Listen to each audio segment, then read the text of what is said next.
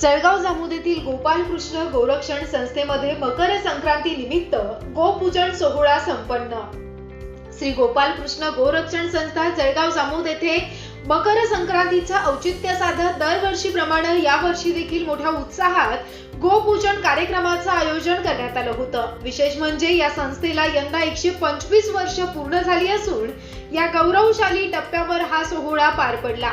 कार्यक्रमाला प्रमुख पाहुणे म्हणून ठाणेदार नितीन पाटील, जळगाव नगरीचे नगर अध्यक्ष गणेश दांडगे, उपाध्यक्ष कैलास पाटील, नगरसेवक परम राजपूत, शिवसेना जिल्हा सह संपर्क प्रमुख दत्ता पाटील, भाजपा जिल्हा अध्यक्ष सचिन देशमुख, व्यापारी संघटना अध्यक्ष अजय वानखेडे, डॉक्टर सतीश शिरेकार, हबप गोमासे महाराज आणि प्राचार्य डॉक्टर गिरीश माई यांची उपस्थिती होती।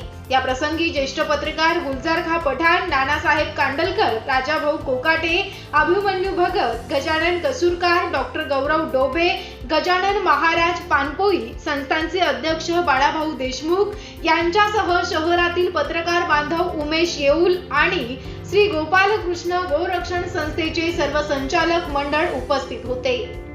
मकर संक्रांतीच्या शुभ मुहूर्तावर गोमातेचं पूजन करून भारतीय संस्कृतीतील गोवंश रक्षणाचं महत्त्व अधोरेखित करण्यात आलं। कार्यक्रमाचं सूत्रसंचालन परेश भन्साली यांनी केलं, तर उपस्थितांचे आभार संस्थेचे अध्यक्ष सुरेश मोदी यांनी मानले। या सोहळ्याला परिसरातील नागरिक, महिला आणि गोप्रेमी मोठ्या संख्येने उपस्थित होते।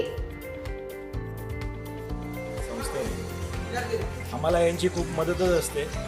जेव्हा कुठेही आम्हाला माहिती पडलं की त्या गोवंश आहे किंवा गायी आहे, आम्ही त्या सोडवून आणतो आणि निश्चिंत होऊन जातो यांच्याकडे सोडले।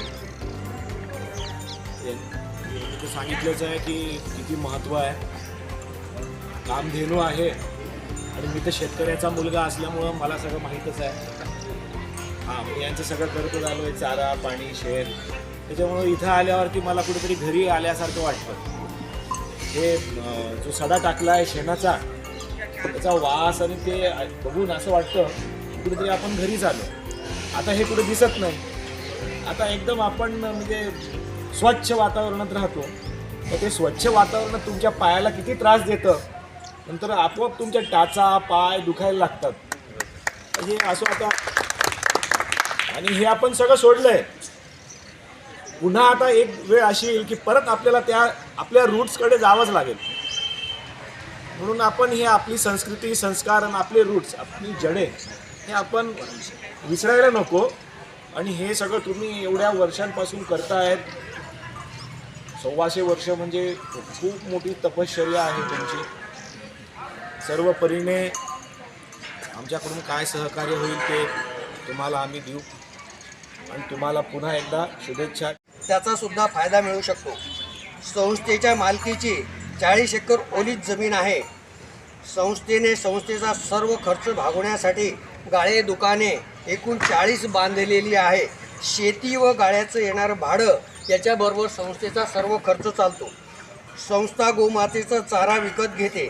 संस्थेमध्ये पकडलेल्या सर्व गायी आजपर्यंत त्यामधली एकही गाय संस्थेने पोलीस स्टेशन किंवा कुठून सोडलेली नाही। सर्व गायींची संस्था इथे पालनपोषण करते।